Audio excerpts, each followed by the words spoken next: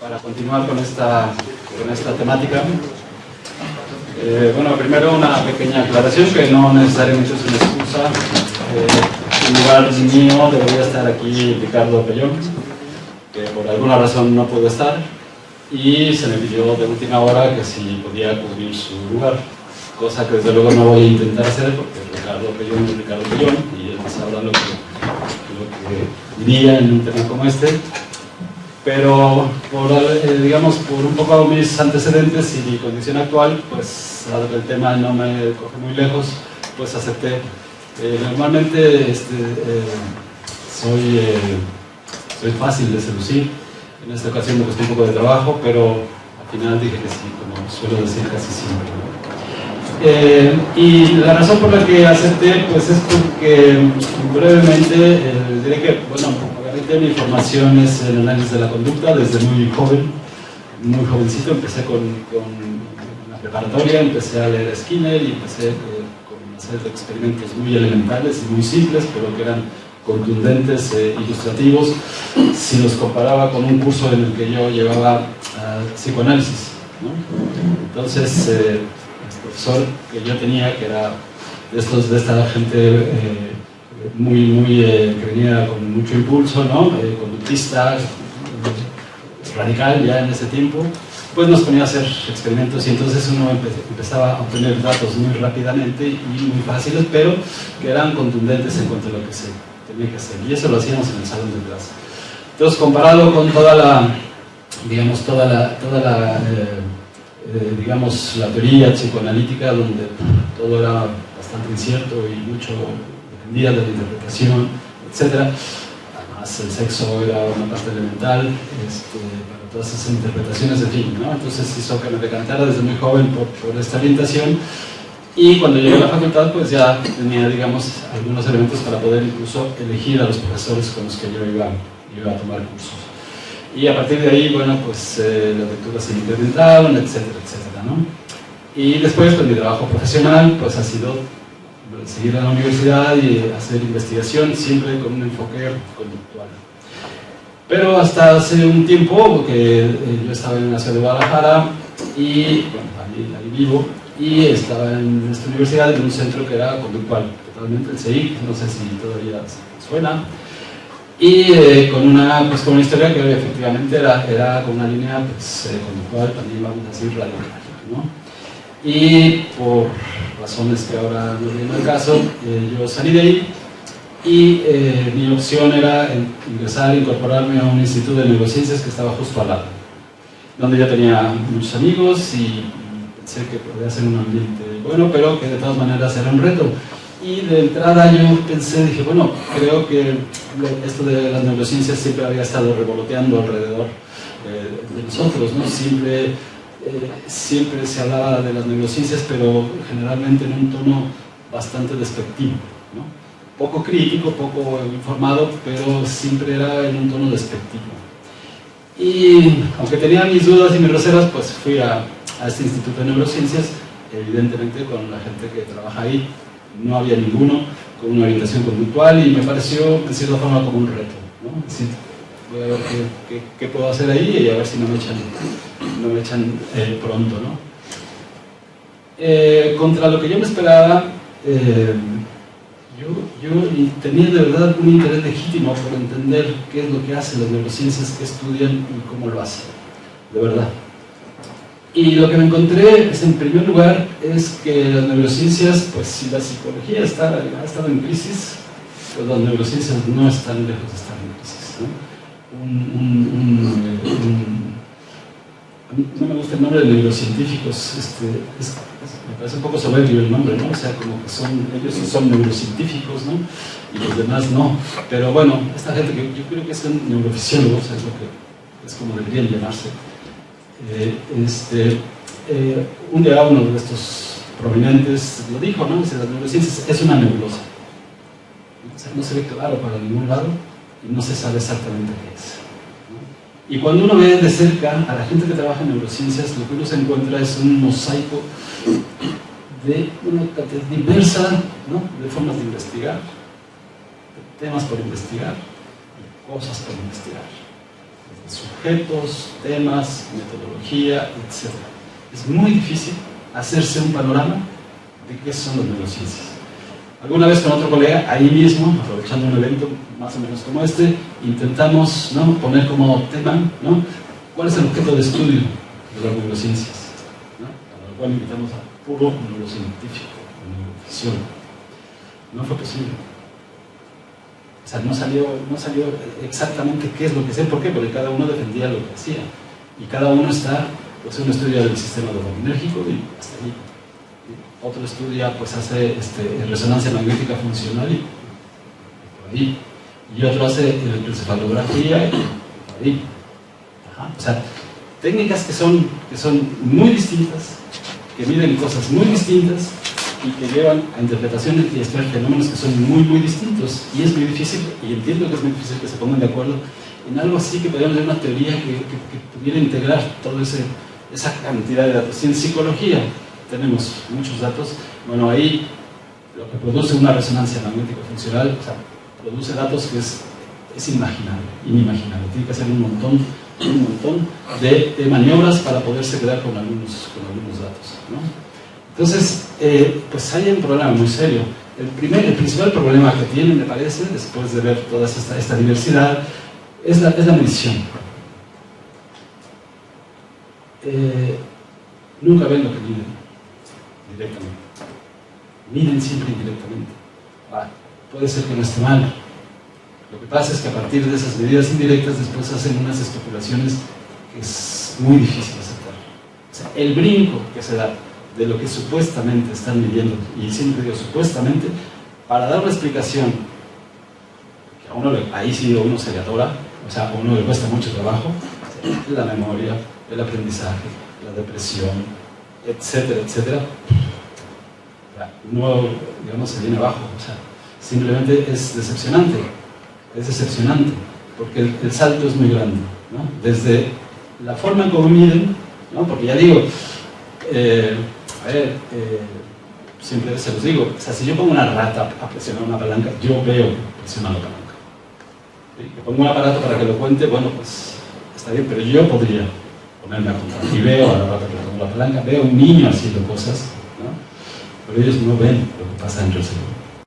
No lo ven, lo miden de forma indirecta. Y siempre de forma indirecta. Entonces tienen muchos problemas con eso. Las mediciones no son precisas. La famosa resonancia magnética funcional son un conjunto de píxeles. Lo siento, pero es eso. O sea, son arbolitos de Navidad que se encienden, ¿no?, dependiendo, ¿no?, de una determinada actividad, y se encienden de una manera, se encienden de otra. Y a partir de ahí se hace una interpretación de qué tipo de estructura está participando supuestamente a la hora que alguien hace una determinada actividad. Entonces, es complicado, ¿no? Es complicado. Por lo tanto, entiendo, porque ellos mismos lo aceptan, que tienen que especular. Se entiende perfectamente. ¿Sí? Pero creo que la otra parte no la tienen muy clara, que hay que ser parsimoniosos. Es una cosa que los analistas de la conducta se nos enseñan desde el principio. Uno no puede, de sus experimentos, de sus datos, uno no puede generalizar así como así, decir, a partir de esto, todo el mundo. No. Mis sujetos, en mis datos ocurrió esto, y esto se explica por esto, en mis datos. ¿No? Como decía Skinner, el que quiera generalizar, que generalice. ¿Sí? Pero a partir de los datos, uno normalmente habla de lo que hizo y de lo que encontró. ¿Sí? Y ya por implicación, si quieren, uno lo vincula con algún otro tema, con alguna otra cuestión, pero uno no se atreve a decir cosas como las que se atreven a decir ellos. Y he visto y he escuchado cosas que realmente les cuesta trabajo aún para ellos. Y la cuestión es, aunque no lo crean, a pesar de esto, hay gente muy seria. Hay gente muy seria y hay gente que entiende muy bien el problema. Es decir, el problema que tienen uno es la medición, la otra es lo que miden. Cuando intentan medir el cerebro, pues lo tienen complicado. Si actividad cerebral lo tienen complicado. Pero la otra cuestión es que usan a la conducta como un indicador. O sea, si el sujeto responde correctamente o responde incorrectamente, o cuánto tarda en responder, etc. Pues esas son cosas que sí se pueden medir y sí se pueden saber. Pero eso en la mayoría de los casos lo hacen mal, visto desde las cosas que nosotros hacemos, lo hacen mal. Utilizan, por ejemplo, procedimientos, ¿no?, conductuales que están mal empleados. Ni siquiera los términos están bien empleados, ¿no? O sea, lo que es un reforzador llaman recompensa, ¿no? Y entonces te dicen que el sistema dopaminérgico, y que ahí está el placer y ahí está el efecto del reforzador, cuando, si es que yo usar el término reforzador, ¿no? Pues no. Entonces, cuando uno les dice esto, a la gente, yo creo que hay dos tipos de gente. Hay gente que, en psicología, así el doctor Marino, pues hay gente que, bueno, se dedica a hacer cosas que uno, pues, ni se atrevería, pero, y también sucede en las neurociencias, hay gente que se dedica a hacer cosas que uno ni se atrevería, ¿no? Ni siquiera podrían ponerse el nombre. Pero hay gente que es seria, y la gente seria es la que está estudiando, ¿no? Está interesada en el sistema nervioso central. ¿Sí? Y que se queda ahí. Sí, sí es importante saber cómo funciona una neurona, un conjunto de neuronas, cómo funcionan, está bien. Ellos se enojan mucho cuando les digo que son fontaneros cerebrales, porque en realidad es lo que son, sí, y no lo digo despectivamente. O sea, está muy bien que nos digan cómo funciona el cerebro, pero de eso a que nos expliquen el comportamiento, yo creo que el salto es muy grande, ¿no? Todavía, a lo mejor algún día, sí, pero todavía el salto es muy grande. Entonces, algunos se molestan cuando les digo esto, pero otros, los que creo que entienden, no se molestan. Porque para ellos es muy fácil hablar y decir que, pues, que tal neurona se activa y entonces ahí está ahí la memoria, ¿no? Digo, ¿cuál memoria? ¿Cuál memoria?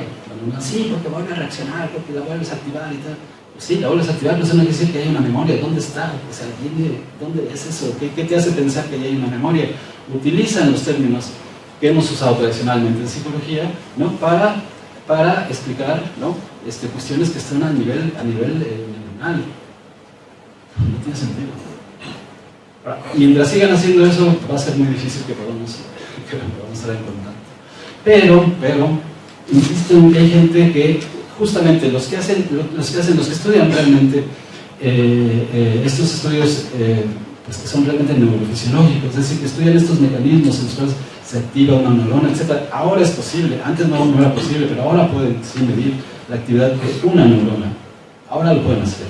Han desarrollado, eso sí, una tecnología que es, que ahí sí creo que nos llevan, precisamente por la necesidad que tienen de buscar formas de medición más precisas, ¿no? Han desarrollado tecnología que una de las cosas que tiene es que es impresionante, ¿no? O sea, estas imágenes, ¿no?, de resonancia magnética funcional, pues en principio pues tienen que ser a color normalmente para que se vean bien.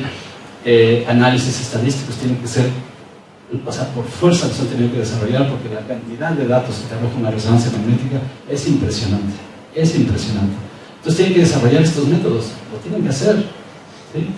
Entonces eso sí que lo saben hacer muy bien, ese tipo de cosas las saben hacer. O sea, es gente que es muy buena ahora, sobre todo la gente joven, o sea, los que vienen ahora con esta formación, son muy buenos tecnológicamente hablando, de verdad. Hacen unas presentaciones que uno se queda, wow. Pero cuando uno empieza a preguntar y a ver esto, tal y tal, pues ahí es donde, y sobre todo, que yo creo que cruzan la frontera hacia ámbitos que tienen que ver con la psicología, pues ahí es donde uno, ¿no? Ahí es donde uno ya no va mucho, ¿no? Pero hay otros que lo entienden perfectamente y que saben, ¿no?, que no pueden dar el salto. Y esa gente es seria, esa gente es muy seria, y esa gente ve con respeto. Cuando uno les explica qué es lo que hacemos y cómo lo hacemos, y cuando uno les... Ha habido gente que yo le he criticado sus procedimientos conductuales porque, bueno, los hacen, pero después explican que la rata tuvo miedo, que, o sea, cosas así, que uno les dice, pero es que eso es la interpretación que daría mi abuela, no es la que daría alguien que se dedica a estudiar esto. Pero entonces lo entienden, ¿sí? Porque es que sean tontos, ni mucho menos. O sea, pero a lo que voy es que quizá también una cosa que nos ha faltado es acercarnos más a esta gente y explicarle y difundir qué es lo que hacemos y cómo lo hacemos. Y que cuando ellos hablan de conducta, que se deben ir con muchísimo cuidado, o buscar el asesoramiento de gente, ¿no?, que se dedica a esto, y entonces hacer colaboraciones que entonces tendrían mucho sentido, probablemente, ¿no? Yo creo que eso es un poco, o sea, entender de las dos partes me parece que sería bastante bueno.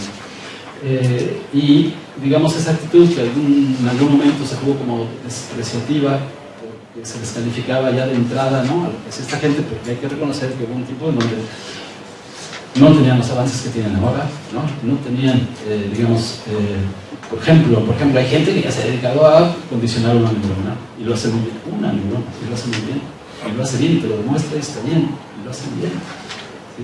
No digo que eso tenga que hacerse, pero cuando menos hay dos cosas que están bien hechas, ¿no? Por un lado, digamos, la parte neuronal, y por otro lado la parte conductual, están bien hechas, ¿sí? Si eso importa, si es útil o no, ya eso habría que discutirlo.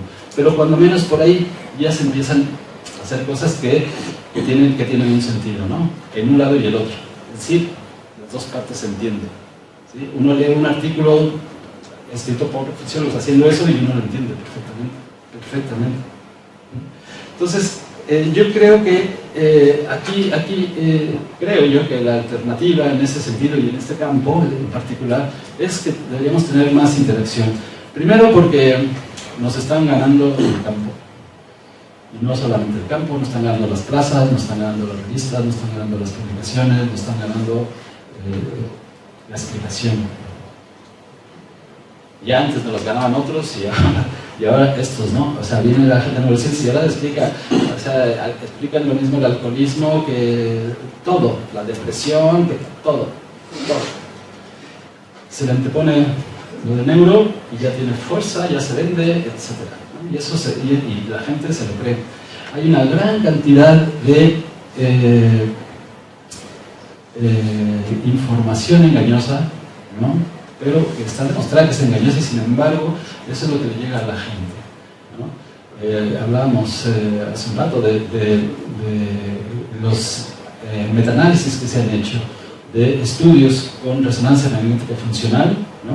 Están erróneos, es decir, que se han demostrado que están erróneos. El 90% de los artículos realizados, que son un montón, están mal hechos. Y sin embargo, eso ya se difundió.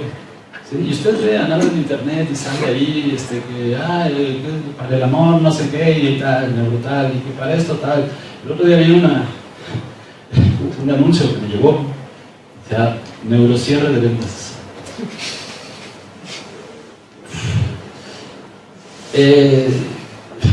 Es que ya molesta, ¿no? Ya molesta porque, y además, pero lo anuncian y se ponen que son un coach, ¿no? No se ponen terapeutas, no se ponen nada. ¿No? Entonces todo esto lo venden, pero y hay gente que lo compra, ¿no? Contra eso no vamos a poder. La única manera que creo que podemos vencer ese tipo de malinformación y ese tipo de, digamos, de ganar el campo, ¿no? De la explicación del comportamiento, es haciendo las cosas bien y mejorando muchísimo la difusión de lo que hacemos. No hay otra. Ya creo que es un tema aquí de la reunión, de estas jornadas, es pues, la relación con los medios de comunicación. Pues de modo, es importante hacerlo ahora, intentar ganar esa parte y tratar de mostrar información que sea fidedigna, ¿no? De cuestiones las cuales uno puede decir, hombre, esto vale que la gente lo conozca, ¿no? Es importante y de verdad creo que hemos dejado pasar un montón de oportunidades en educación, en crianza, en alimentación, en un montón de cosas, donde los analistas de la conducta yo creo que tendríamos mucho que decir y tendríamos mucho que aportar, y sin embargo no lo hacemos porque pareciera que no tenemos las herramientas para hacerlo, y yo creo que es todo lo contrario, que tenemos las herramientas suficientes para poder intervenir ahí. Esta es, digamos, una versión optimista, ¿no? de que el futuro creo que podríamos aportar más cosas. La versión pesimista es que si no lo hacemos, pues nos van a seguir ganando el campo Y la verdad es que no siempre nos dan a gente que es más competente que nosotros. Esa es la verdad. Esa es la verdad. Mire, por ejemplo, nosotros tenemos muy poco rango. Las revistas de análisis de la conducta son muy pocas las que hay en el mundo. Si ustedes comparan con las que hay, por ejemplo, en neurociencias, o sea, es que perdemos, pero por goniza. Y todas aquellas tienen factor de impacto. Las nuestras solo no llega a 2, creo, tiene 2 factores de impacto. Y es la mejor. Cualquiera de neurociencias tiene eso. ¿Sí? ¿Qué quiere decir? Que la gente lo está consumiendo. ¿Sí? Que hay gente que está dedicando a eso. ¿Sí? Entonces, si nosotros no hacemos por difundir lo que hacemos a través de conferencias, videos, publicaciones, etcétera, pues va a ser muy difícil que la gente entienda y sepa qué es lo que hacemos. Por ejemplo, y creo que con esto voy terminando, en Estados Unidos pasa un poco lo contrario. En Estados Unidos la gente entiende muchísimo más lo que es el análisis de la conducta, ¿sí? No solo porque ahí nació, sino porque se ha hecho una gran difusión, se ha hecho una difusión mucho más importante. O sea, la gente se ha preocupado por hacer una difusión del análisis de la conducta. Entonces esto se ha aplicado en escuelas, en centros remediales, incluso en política. ¿No? O sea, psicólogos conductuales han llegado a ser asesores de la Casa Blanca, o los llaman de la Casa Blanca para... ¿sí? Eso no quiere decir que la Casa Blanca tome buenas decisiones, pero cuando ganó Obama, no, había 2 psicólogos, un psicólogo negro que gana un presidente negro en Estados Unidos, no era cosa fácil, ¿no? Y había al menos 2, un equipo de psicólogos conductuales con una orientación conductual que estaban ahí detrás. También estaban con la Clinton, ¿no? También estaban con la Clinton, hay que decirlo también. Pero también estaban con Donald Trump. Pero los de Donald Trump, si han visto, o sea, los psicólogos que estaban con él, pues eran como más vendedores, ¿no? Eran los que metieron, o sea, mucho de lo que hay de la propaganda que se usa y que usa Trump está asesorada, y hay gente detrás que es la que le asesora cómo hacerlo y por qué hacerlo, y hacerlo de la manera que provoca lo que está provocando, ¿no? De alguna manera tiene esa asesoría. No hemos llegado tampoco a esos niveles, ¿no? En nuestros respectivos países. No asesoramos a ningún político, no asesoramos, es decir, no llegamos a afectar las políticas públicas, no llegamos a afectarlas. Y mientras no llegamos a afectar la orientación de las políticas públicas, pues va a ser muy difícil cambiar lo que nos gustaría que cambiara, ¿no? Socialmente, ¿no? Al menos es una parte donde nuestra contribución creo yo que debería llegar. No tenemos problemas que realmente nos tocan, y no vamos a ellos. Entonces también esa parte, yo creo que en estas reflexiones críticas pues también debería llamarnos, ¿no? O sea, atender problemas que la sociedad está pidiendo, que está exigiendo, ¿sí? Y que nosotros de repente pues no, nos quedamos con una investigación lúdica, ¿no? Que pues muy bien, y lo publicamos y pues ahí se acaba, nuestro reforzador llega hasta ahí, ¿no? Muy demorado por cierto, pero llega hasta ahí. Pero atender otro tipo de cuestiones y de problemas sociales, pues creo que es importante. Pues miren, en un caso es trágico, pero donde se ha visto que los psicólogos importan, pues ahora que ha habido estos sismos, terremotos, huracanes, etcétera, pues llaman a psicólogos. ¿Para qué? Para atender a la gente que está asustada, que tiene traumas, etcétera. Un poco lo que decía Mani con el tsunami. Pero acá, al contrario, han sido bien recibidos, ¿no? Quizá porque su comportamiento, digamos, su asistencia ha sido, vamos a decirlo, meramente asistencial, más que técnica, ¿no? Es decir, de darle a la gente algún apoyo, etcétera, etcétera, pero sin con muy poco método, etcétera, ¿no? Pero que se ve que efectivamente, ¿no? Digamos, los psicólogos pueden tener, porque no llaman a otros, le llaman a los rescatistas, etcétera, pero profesionalmente llaman a los psicólogos, y de poner a muchos psicólogos, se recurren psicólogos, tal, ¿no? De ayuda. Bueno, pues ese tipo de cosas, por ejemplo, conductualmente se atiende muy poco. Si no es alguien, realmente no conozco a nadie que se dedique a eso, por ejemplo. Pues en fin, son cosas en las que a lo mejor habría que pensar y que nos harían pues, avanzar un poco más en el campo. Y con relación a las neurociencias, finalizando, y digamos, esta sería mi conclusión, habría que buscar un acercamiento. Miren, hay un no sé, conocen un libro, ¿tú lo conoces? es Álvaro, de Bennett y Hacker, fundamentos filosóficos de las neurociencias. Esa gente me parece muy seria, dice exactamente, dice qué es lo que tiene que, qué es lo que hacen los neurofisiólogos, ¿sí? Qué es lo que tienen que hacer o qué es lo que deberían hacer, y cómo no invadir el terreno de la psicología, lo cual es muy importante, ¿no? Y no es fácil escuchar a esta gente. Hay algunos libros que están relacionados con el tema, porque claramente el problema también lo tienen ellos. O sea, se dan cuenta, ellos se dan cuenta, ¿no? Que están, digamos, cruzando una frontera que no les toca, ¿no? Un campo que no es el suyo, para el cual, pues lo siento, no están preparados. Así que hay formas, yo creo que sí hay alternativas, yo creo que hay que buscar la interacción con esa y otras disciplinas probablemente, ¿no? Estar abiertos.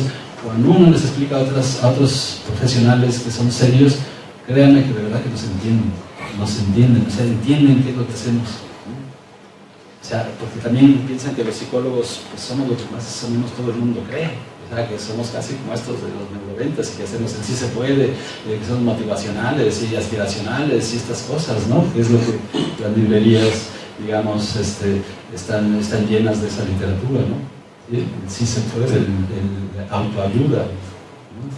Si uno va a comprar un libro de autoayuda, por definición no es autoayuda, ¿no? El liderazgo, si uno va a comprar un libro de liderazgo, pues es que no es líder, cosas que no tienen sentido, pero eso es lo que se vende, eso es lo que está en las estanterías, ¿no? Entonces, pues eso es lo que creo que de alguna manera habría que combatir y buscar, pues, buscar esa interacción. Pues muchas gracias. Y disculpas, esto es algo un poco improvisado, no, un poco bastante improvisado, pero bueno, espero que tenga alguna utilidad. Muchas gracias.